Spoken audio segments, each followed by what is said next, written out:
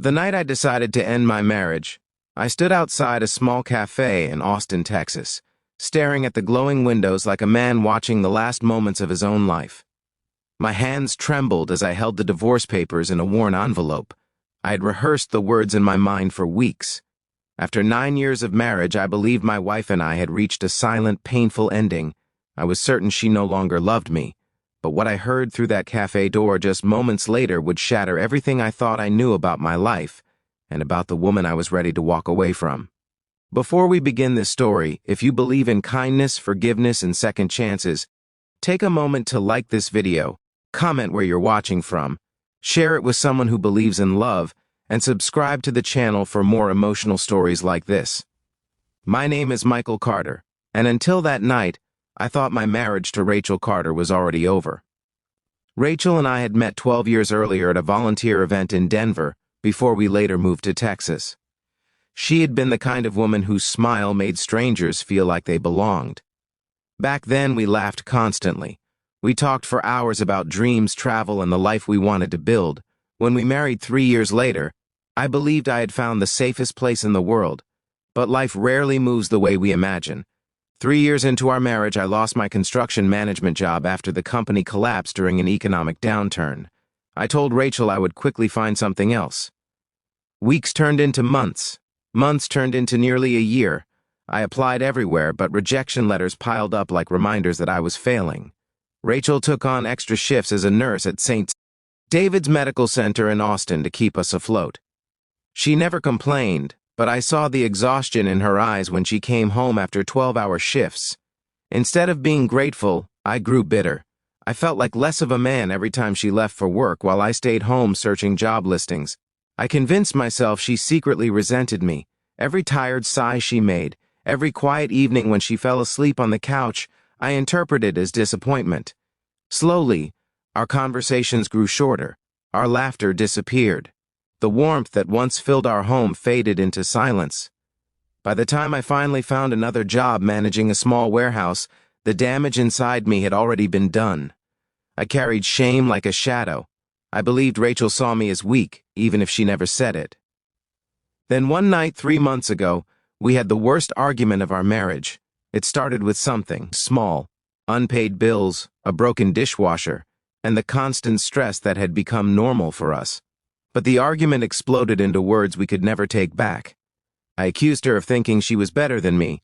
She cried and said she only wanted us to talk again like we used to. Instead of listening, I shut down. From that night forward, our home felt like a place where two strangers lived under the same roof. 3 weeks ago, I quietly contacted a lawyer. I told myself divorce would free us both from a marriage that had already died.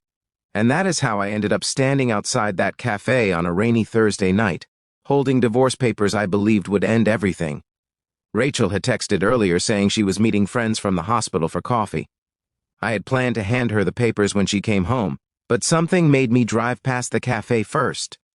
Through the window, I saw her sitting at a corner table with 3 women in scrubs. I almost walked away. But then I heard my name, so I stopped. I stood beside the door, just close enough to hear their conversation. At first, one of her friends was asking why Rachel looked so tired lately. There was a pause before Rachel answered. What she said next felt like the ground disappearing beneath my feet. She told them she was afraid. Her marriage was falling apart, and she didn't know how to save it. She said she still loved her husband more than anything, but she felt like he had slowly built a wall around his heart. She said she could see how much pain he carried after losing his job, even though he never talked about it. Rachel said the man she married was kind, generous, and full of dreams. She said she believed that man was still there somewhere, but he had convinced himself he wasn't worthy of love anymore. Her voice cracked when she said something that shattered me completely. She told her friends that every night after I fell asleep, she prayed quietly that one day I would forgive myself. She said she didn't care about money or success. She just wanted her husband back. For a long moment, I couldn't breathe. I had spent years believing she looked at me with disappointment. But the truth was far more painful. She looked at me with love and worry. Rachel went on to say she blamed herself for not knowing how to reach me anymore. She said she was terrified, that one day I would simply leave because I believed she deserved someone stronger. Her friends tried to comfort her, but she wiped her tears and said something that changed everything inside me. She said she would keep fighting for her marriage as long as there was even the smallest chance left. Outside that cafe, the divorce papers slipped from my hands. For the first time in years, I saw the truth clearly. The distance between us wasn't created by Rachel. It was built by my own shame. I had spent so long running from my failures that I never noticed the woman beside me had never stopped believing in me. That night, I didn't walk into the cafe. Instead, I sat in my car for nearly an hour, replaying every moment of our marriage in my mind. I thought about the way Rachel used to laugh when I tried to cook complicated meals. I remembered how she held my hand during my father's funeral. I remembered every small act of love I had ignored while convincing myself she had stopped caring. When Rachel finally came home that night, she found me sitting at the kitchen table, not with divorce papers, but with tears in my eyes. For the first time in years, I told her the truth. I told her how ashamed I had felt after losing my job. I told her how I convinced myself she deserved someone better. I told her how that shame slowly turned into distance. Rachel didn't interrupt. She simply walked across the room and wrapped her arms around me. And for the first time in what felt like forever, I allowed myself to believe I was still worthy of her love. That conversation lasted until nearly sunrise. We talked about everything we had been afraid to say for years, the fears, the misunderstandings, the quiet pain we had both been carrying alone.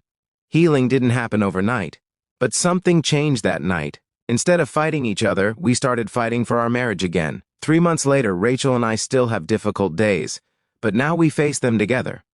And those divorce papers? They're still sitting in the same envelope, untouched, at the bottom of my desk drawer. A reminder of the night I almost walked away from the person who never stopped believing in me. Before this story ends, I have a special request for you. Comment the word hope if you believe love deserves a second chance. Because sometimes the truth about our relationships isn't hidden in grand gestures or dramatic moments. Sometimes it's hidden in quiet conversations we were never meant to hear.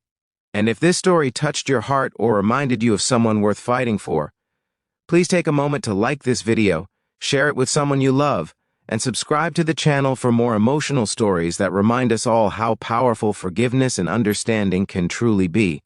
Because sometimes, the words that save a marriage are the ones spoken when we believe no one is listening.